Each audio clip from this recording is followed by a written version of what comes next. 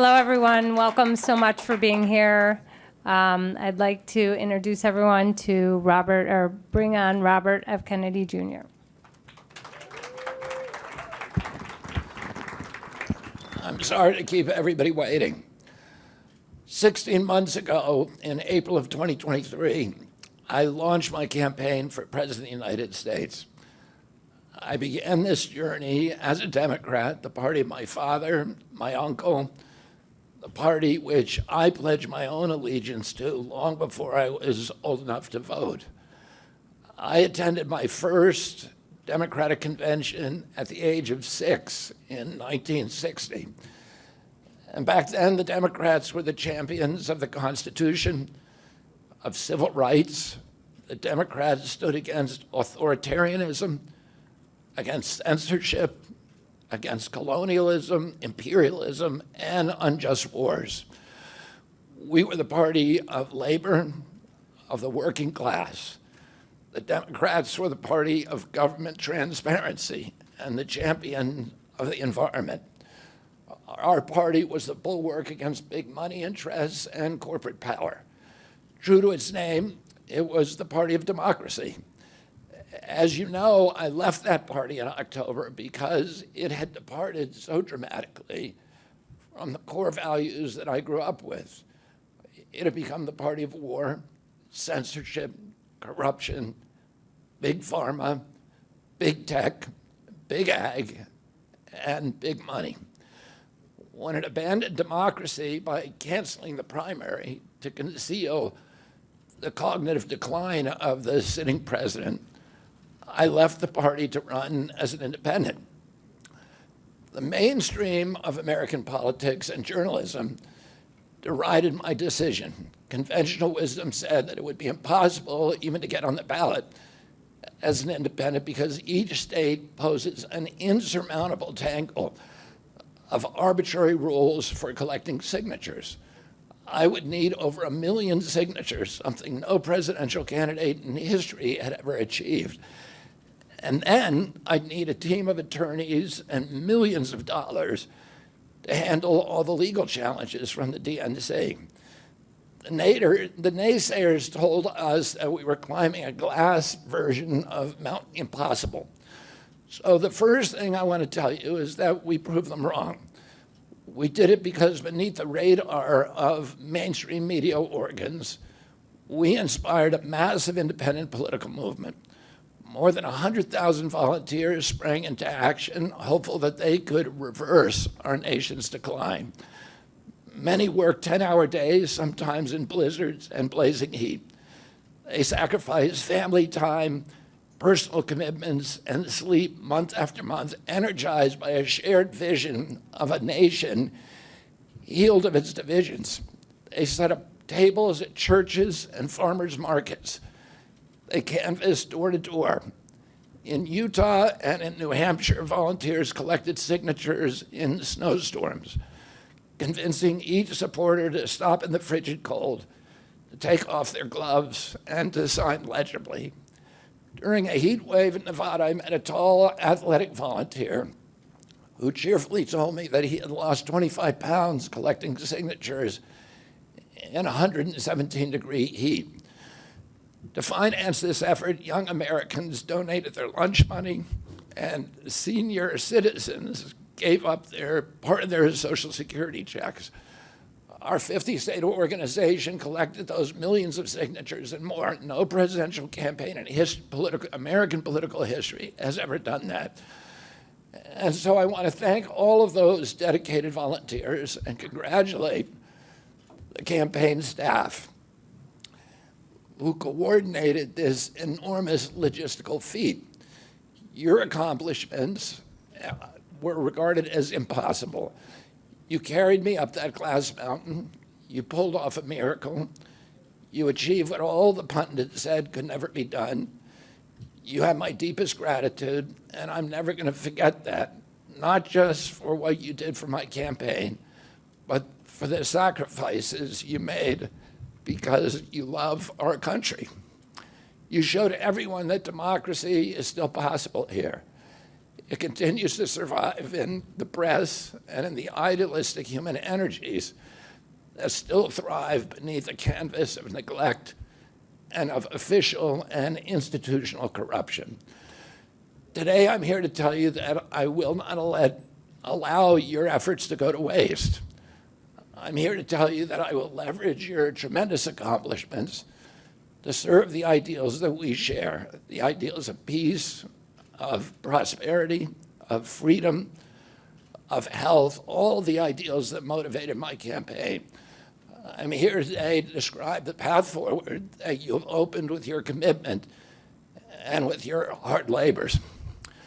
Now, in an honest system, I believe that I would have won the election.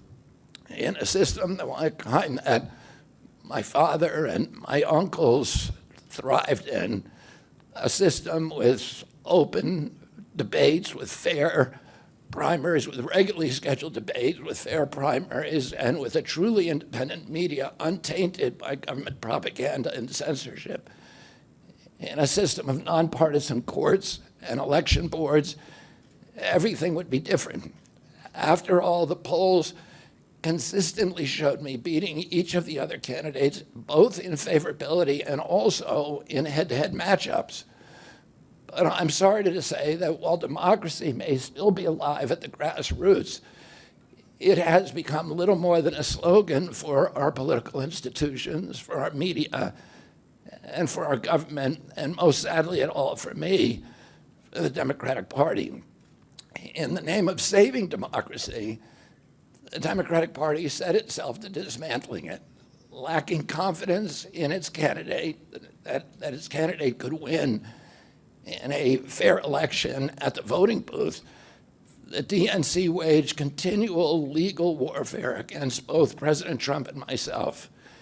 Each time that our volunteers turned in those towering boxes of signatures needed to get on the ballot, the DNC dragged us into court, state after state, attempting to erase their work and to subvert the will of the voters who had signed those petitions.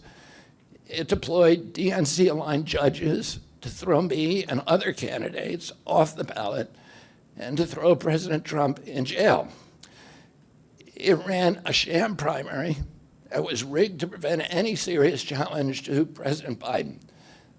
Then, when a predictably bungled debate performance precipitated the palace coup against President Biden, the same shadowy DNC operatives appointed his successor, also without an election.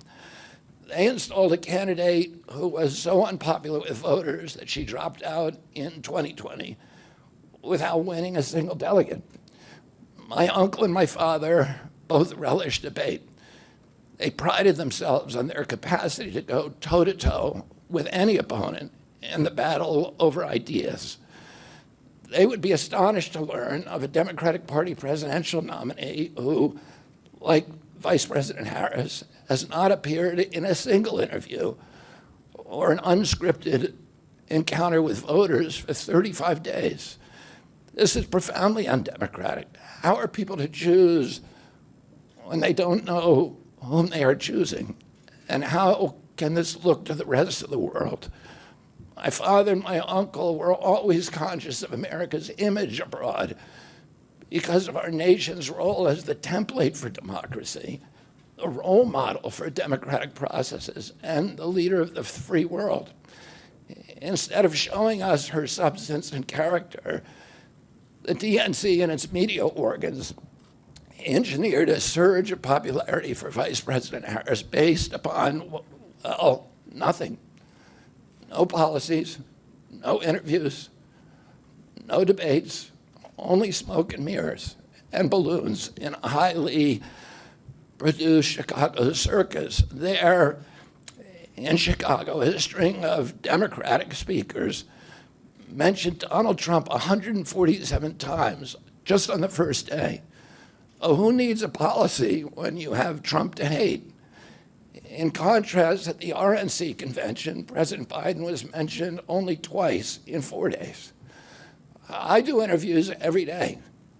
Many of you have interviewed me, Anybody who asks gets to interview me. Some days I do as many as 10. President Trump, who actually was nominated and won an election, also does interviews daily.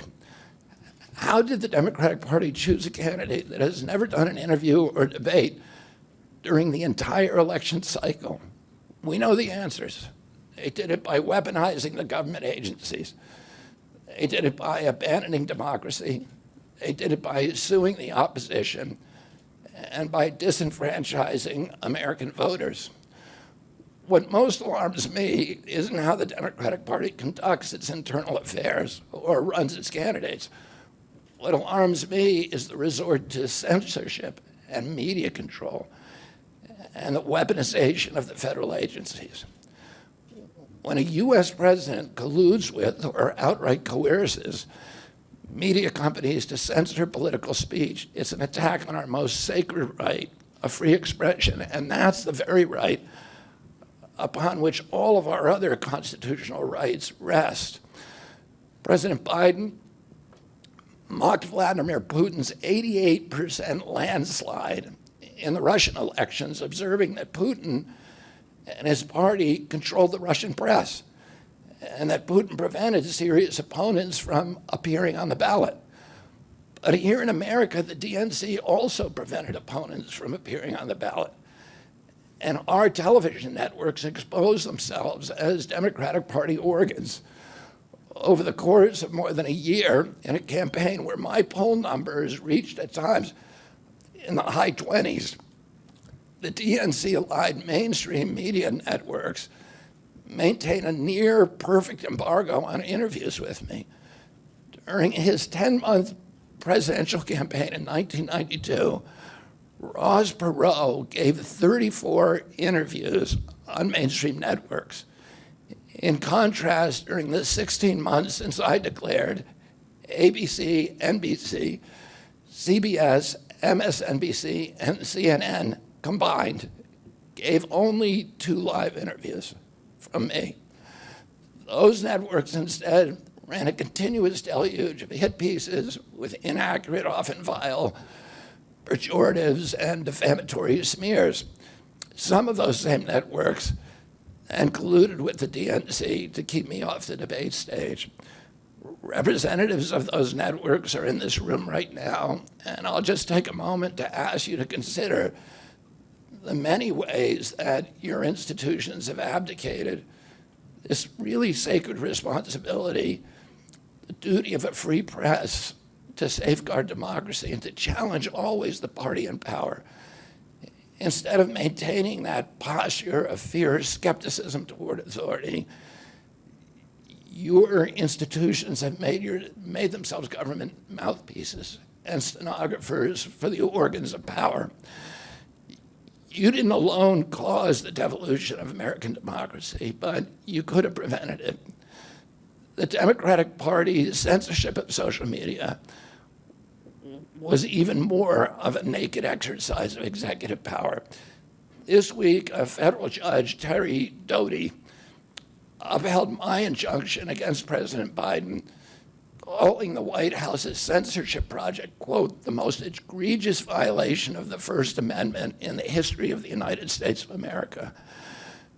Doty's previous 155-page decision details how just 37 hours after he took the oath of office, swearing to uphold the Constitution, President Biden and his White House opened up a portal and then invited the CIA, the FBI, CISA, which is a censorship agency, it's the center of the censorship industrial complex, DHS, the IRS, and other agencies to censor me and other political dissidents on social media.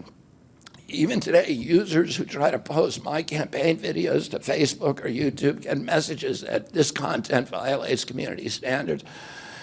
2 days after Judge Doty rendered his decision this week, Facebook was still attaching warning labels to an online petition calling on ABC to include me in the upcoming debate.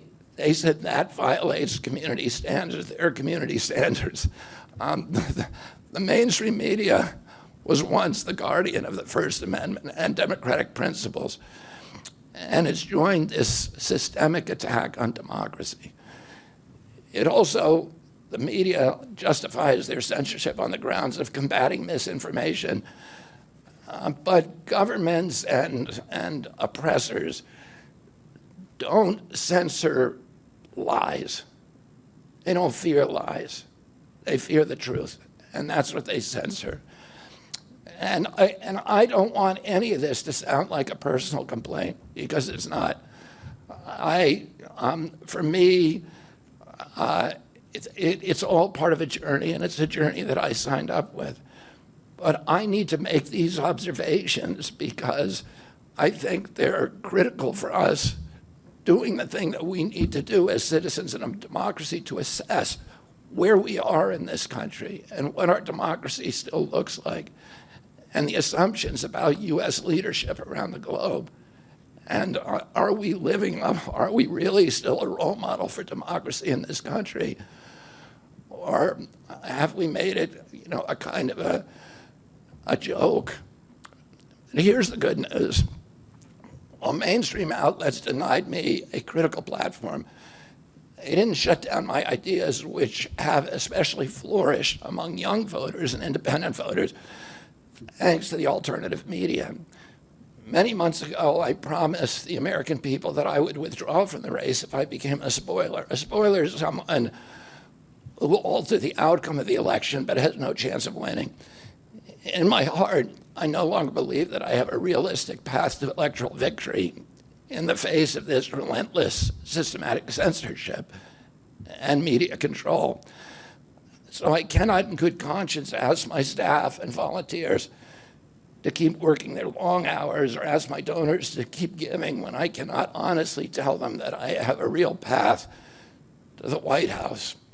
Furthermore, our polling consistently showed that by staying on the ballot in the battleground states, I would likely hand the election over to the Democrats, with whom I disagree on the most existential issues: censorship, war, and chronic disease. Oh, I want everyone to know that I am not terminating my campaign. I am simply suspending it and not ending it.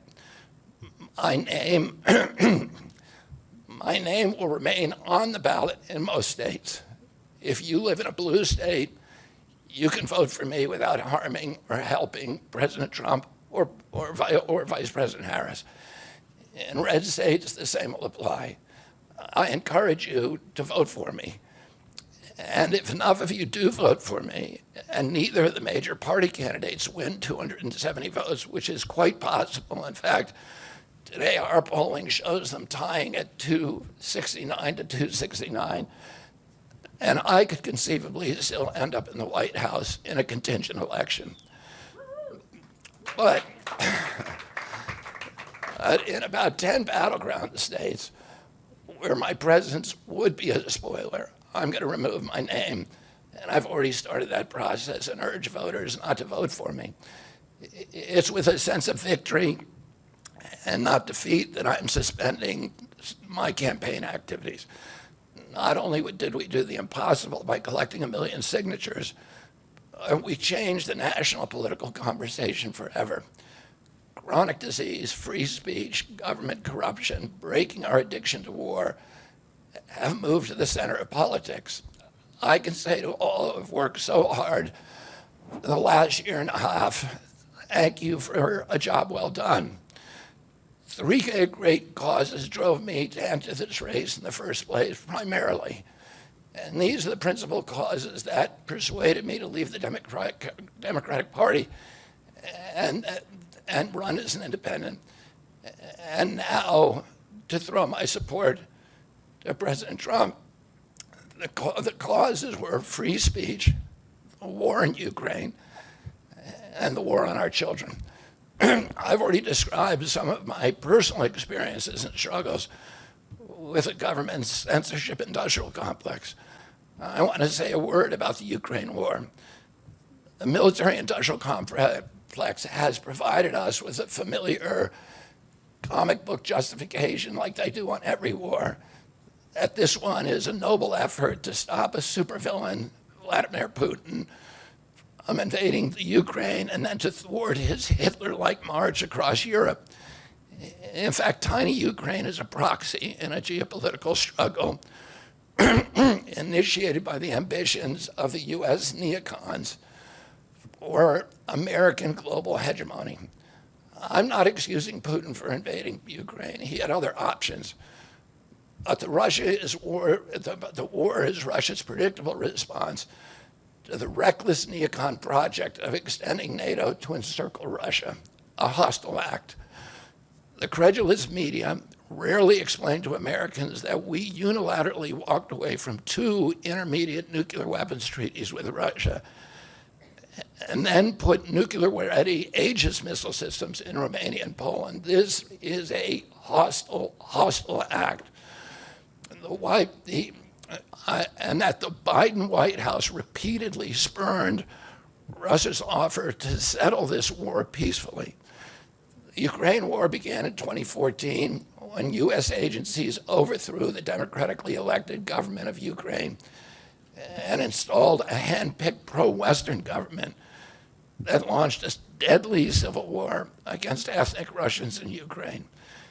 In 2019, America walked away from a peace treaty, the Minsk Agreement, that had been negotiated between Russia and Ukraine by European nations. And then in April of 2022, we wanted the war. In April of 2022, President Biden sent Boris Johnson to Ukraine to force President Zelensky to tear up a peace agreement that he and the Russians had already signed, and the Russians were withdrawing troops from Kiev and Donbass and Lugansk. And that peace agreement would have brought peace to the region and would have allowed Donbass and Lugansk to remain part of Ukraine. President Biden stated that month that his objective in the war was regime change in Russia. His Defense Secretary, Lloyd Austin, simultaneously explained that America's purpose in the war was to exhaust the Russian army, to degrade its capacity to fight anywhere else in the world. These objectives, of course, have nothing to do with what they were telling Americans about protecting Ukraine's sovereignty. Ukraine is a victim in this war, and it's a victim of the West. Since then, of Russia and both Russia and the West. Since then, we have, since tearing up that agreement, forcing Zelensky to tear up the agreement, we've squandered the flower of Ukrainian youth, as many as 600,000 Ukrainian kids, and over 100,000 Russian kids, all of whom we should be mourning, have died, and the Ukraine's infrastructure is destroyed. The war has been a disaster for our country as well. We squandered nearly $200 billion already, and these are badly needed dollars in our communities, suffering communities all over our country. The Nord Stream pipeline sabotage and the sanctions have destroyed Europe's industrial base, which formed the bulwark of U.S. national security. A strong Germany with a strong industry is a much stronger deterrent to Russia, and a Germany that is deindustrialized and turned into just an extension of a U.S. military base. We've pushed Russia into a disastrous alliance with China and Iran. We're closer to the brink of nuclear exchange than at any time since 1962. And the neocons in the White House don't seem to care at all. Our moral authority and our economy are in shambles, and the war gave rise to the emergence of BRICS, which now threatens to replace the dollar as the global reserve currency. This is a first-class calamity for our country. Judging by her bellicose, belligerent speech last night in Chicago, we can assume that President Harris will be an enthusiastic advocate for this and other neocon military adventures. And President Trump says that he will reopen negotiations with President Putin and end the war overnight as soon as he becomes president. This alone would justify my support for his campaign. Last summer, it looked like no candidate was willing to negotiate a quick end to the Ukraine war, to tackle chronic disease epidemic, to protect free speech, our constitutional freedoms, to clean corporate influence out of our government, or to defy the neocons and their agenda of endless military adventurism. But now one of the two candidates has adopted these issues as his own, to the point where he has asked to enlist me in his administration. I'm speaking, of course, of Donald Trump. Less than 2 hours after President Trump narrowly escaped assassination, Callie Means called me on my cell phone. I was then in Las Vegas. Callie is arguably the leading advocate for food safety, for soil regeneration, and for ending the chronic disease epidemic that is destroying America's health and ruining our economy.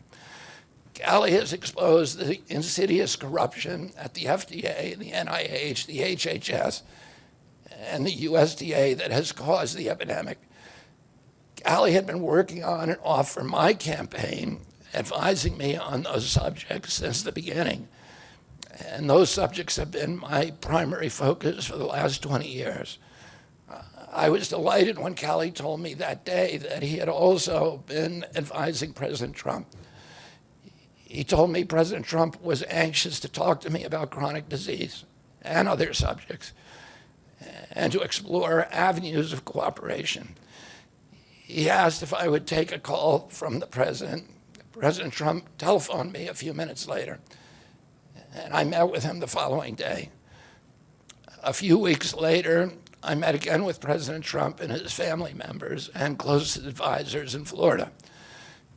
In a series of long, intense discussions, I was surprised to discover that we are aligned on many key issues.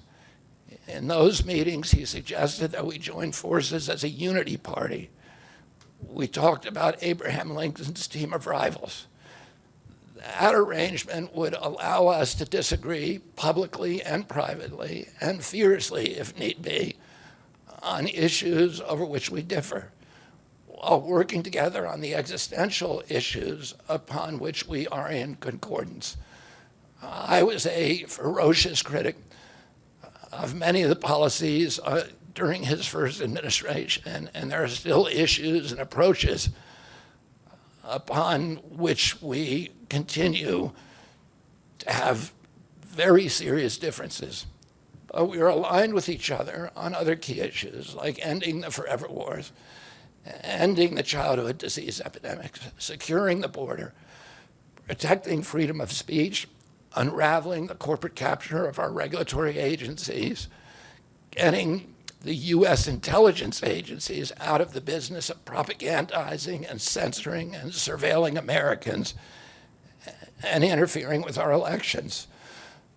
Following my first discussion with President Trump, I tried unsuccessfully to open similar discussions with Vice President Harris. Vice President Harris declined to meet or even to speak with me. Suspending my candidacy is a heart-rending decision for me, but I'm convinced that it's the best hope for ending the Ukraine war and ending the chronic disease epidemic that is eroding our nation's vitality from the inside, and for finally protecting free speech. I feel a moral obligation to use this opportunity to save millions of American children above all things. In case some of you don't realize how dire the condition is of our children's health and chronic disease in general, I would urge you to view Dr. Carlson's recent interview with Callie Means and his sister, Dr. Casey Means, who is the top graduate of her class at Stanford Medical School. This is an issue that affects all of us far more directly and urgently than any culture war issue and all the other issues that we obsess on and that are tearing apart our country. This is the most important issue. Therefore, it has the potential to bring us together. So let me share a little bit about why I believe it's so urgent. Today, 2/3, we spend more on healthcare than any country on earth, twice what they pay in Europe. And yet we have the worst health outcomes of any nation in the world. We're about 79th in health outcomes behind Costa Rica and Nicaragua and Mongolia and other countries. Nobody has a chronic disease burden like we have. And during the COVID epidemic, we had the highest body count of any country in the world. We had 16% of the COVID deaths, and we only have 4.2% of the world's population. And CDC says that's because we are the sickest people on earth. We have the highest chronic disease rate on earth. And the average American who died from COVID had 3.8 chronic diseases. So these were people who had immune system collapse, who had mitochondrial dysfunction. And no other country has anything like this. 2/3 of American adults and children suffer from chronic health issues. 50 years ago, that number was less than 1%. So we've gone from 1% to 66%. In America, 74% of Americans are now overweight or obese, and 50% of our children. 120 years ago, when somebody was obese, they were sent to the circus. There were case reports done about them. Obesity was almost unknown. In Japan, the childhood obesity rate is 3% compared to 50% here. Half of Americans have prediabetes or type 2 diabetes. When my uncle was president and I was a boy, juvenile diabetes was effectively non-existent. A typical pediatrician would see one case of diabetes during his entire career, a 40 or 50-year career. Today, 1 out of every 3 kids who walks through his office door is diabetic or pre-diabetic, and the mitochondrial disorder that caused diabetes also causing Alzheimer's, which is now classified as diabetes, and it's costing this country more than our military budget every year. There's been an explosion of neurological illnesses that I never saw as a kid: ADD, ADHD, speech delay, language delay, Tourette's syndrome, narcolepsy, ASD, Asperger's, autism. In the year 2000, the autism rate was 1 in 1,500. Now autism rates in kids are 1 in 36, according to CDC nationally. Nobody's talking about this. 1 in every 22 kids in California has autism. And this is a crisis that 77% of our kids are too disabled to serve in the United States military. What is happening to our country? And why isn't this in the headlines every single day? There's nobody else in the world that is experiencing this. This is only happening in America.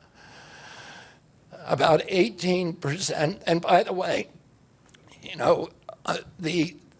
there has been no change in diagnosis, which the industry sometimes like to say. There has been no change in screening.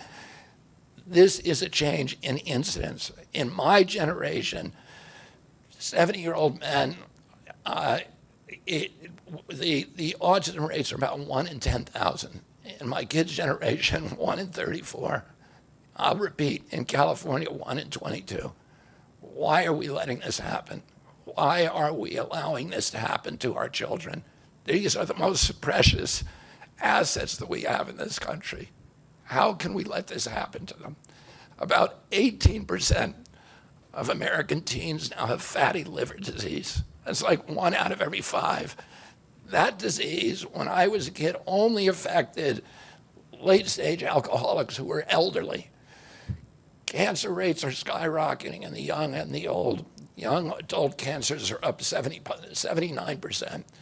1 in 4 American women is on antidepressant medication. 40% of teens have a mental health diagnosis.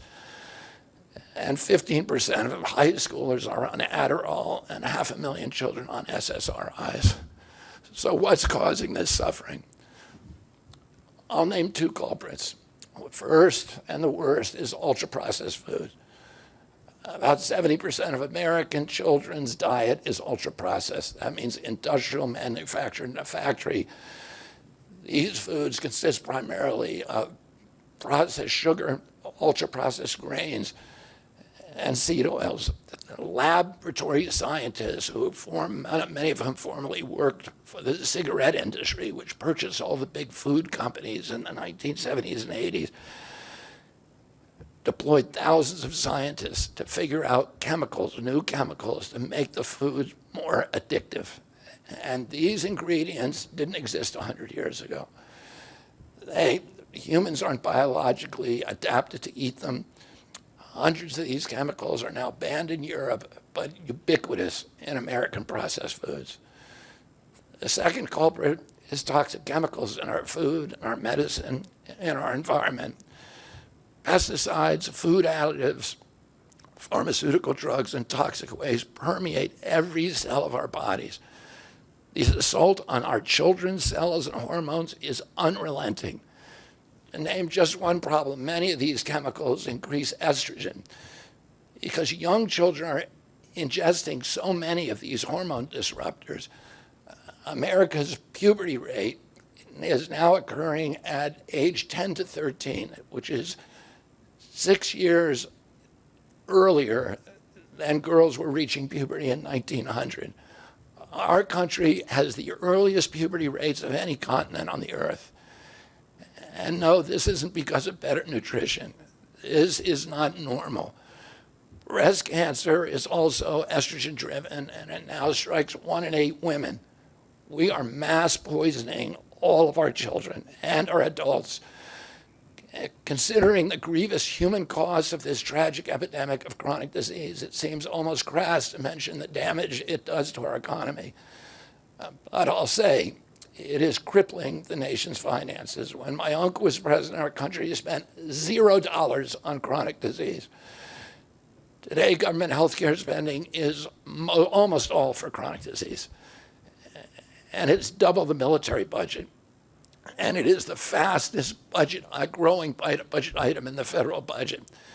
And chronic disease costs more to the economy as a whole, costs at least $4 trillion, 5 times our military budget. And that's a 20% drag on everything we do and everything we aspire to. Poor and minority communities suffer disproportionately. People who worry about DEI or about bigotry of any kind, this dwarfs anything. We are poisoning the poor. We are systematically poisoning minorities across this country. Industry lobbyists have made sure that most of the food stamp lunch program, about 70% of food stamps and about 70 or 77% of school lunches are processed foods. There's no vegetables. There's nothing that you would want to eat. We are just poisoning the poor citizens, and that's why they have the highest chronic disease burden of anybody, any demographic in our country, and the highest in the world. The same food industry lobbied to make sure that nearly all agricultural subsidies go to commodity crops that are the feedstock of processed food industry. These policies are destroying small farms, and they're destroying our soils. We give about, I think, 8 times as much in subsidies to tobacco than we do to fruits and vegetables. It makes no sense if we want a healthy country. The good news is that we can change all this. We can change it very, very quickly. America can get healthy again. To do that, we need to do 3 things. First, we need to root out the corruption in our health agencies. Second, we need to change incentives in our healthcare system. And third, we need to inspire Americans to get healthy again.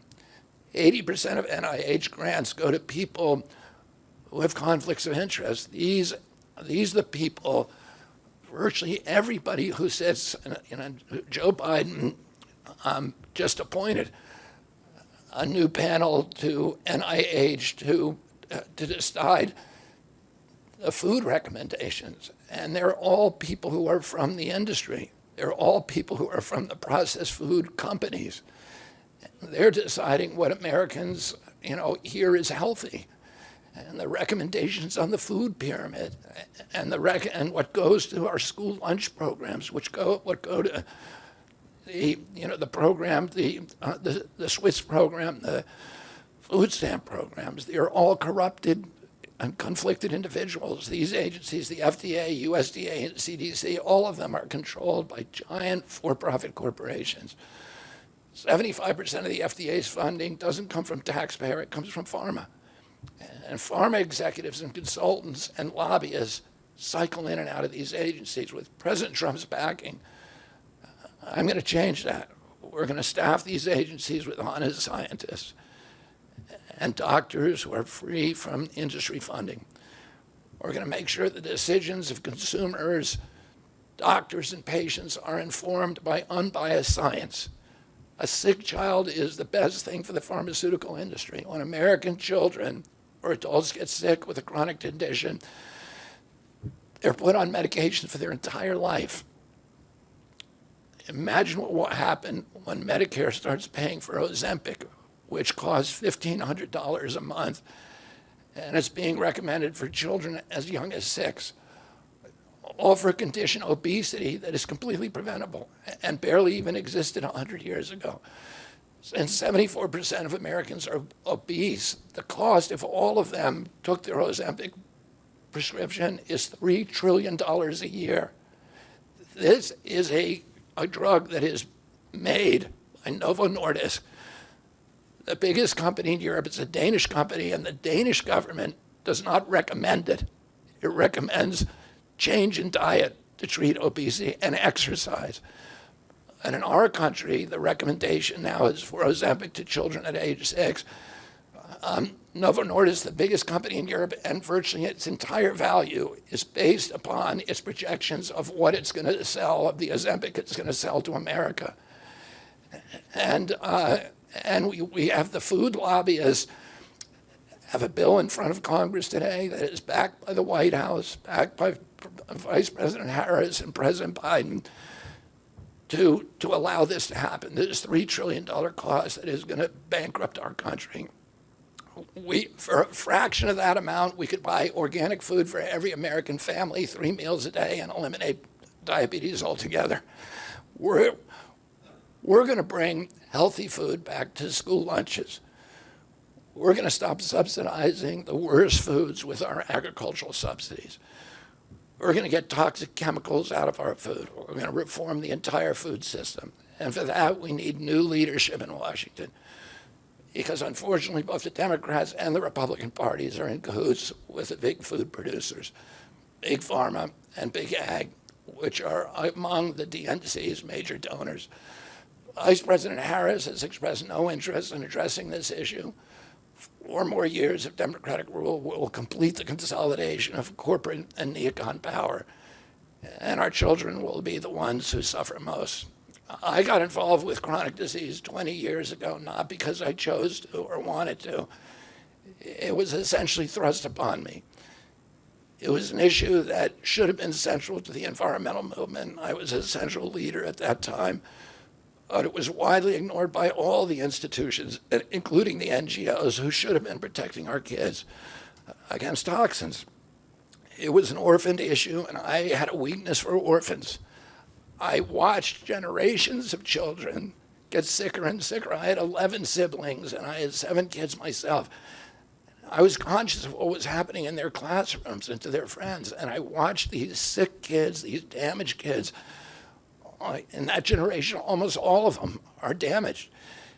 And nobody in power seemed to care or to even notice. For 19 years, I prayed every morning that God would put me in a position to end this calamity. The chronic disease crisis was one of the primary reasons for my running for president, along with ending censorship in the Ukraine war. It's the reason I've made the heart-wrenching decision to suspend my campaign and to support President Trump. This decision is agonizing for me because of the difficulties it causes my wife and my children and my friends. But I have the certainty that this is what I've meant to do. And that certainty gives me internal peace, even in storms. If I'm given the chance to fix the chronic disease crisis and reform our food production, I promise that within 2 years, we will watch chronic disease burden lift dramatically. We will make Americans healthy again. Within 4 years, America will be a healthy country. We will be stronger, more resilient, more optimistic, and happier. I won't fail in doing this. Ultimately, the future, however it happens, is in God's hands and in the hands of the American voters and those of President Trump. If President Trump is elected and honors his word, the vast burden of chronic disease that now demoralizes and bankrupts the country will disappear. This is a spiritual journey for me. I reached my decision through deep prayer, through hard-nosed logic, and I asked myself, what choices must I make to maximize my chances to save America's children and restore national health? I felt that if I refused this opportunity, I would not be able to look myself in the mirror, knowing that I could have saved lives of countless children and reversed this country's chronic disease epidemic. I'm 70 years old. I may have a decade to be effective. I can't imagine that President Harris would allow me or anyone to solve these dire problems. After 8 years of President Harris, any opportunity for me to fix the problem will be out of my reach forever. President Trump has told me that he wants this to be his legacy. I'm choosing to believe that this time he will follow through.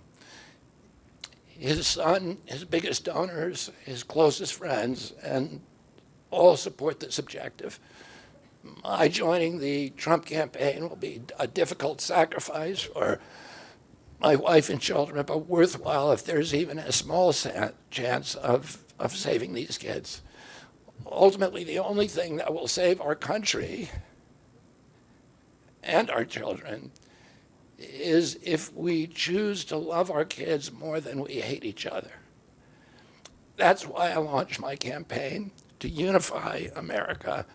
My dad and uncle made such an enduring mark on the character of our nation, not so much because of any particular policies that they promoted, but because they were able to inspire profound love for our country and to fortify our sense of ourselves as a national community held together by ideals. They were able to put their love into the intentions and hearts of ordinary Americans and to unify a national populist movement of Americans, blacks and whites, Hispanics, urban and rural Americans. They inspired affection and love and high hopes and a culture of kindness that continue to radiate among Americans from their memory. That's the spirit on which I ran my campaign and that I intend to bring into the campaign of President Trump. Instead of vitriol and polarization, I will appeal to the values that unite us, the goals that we could achieve if only we weren't at each other's throats.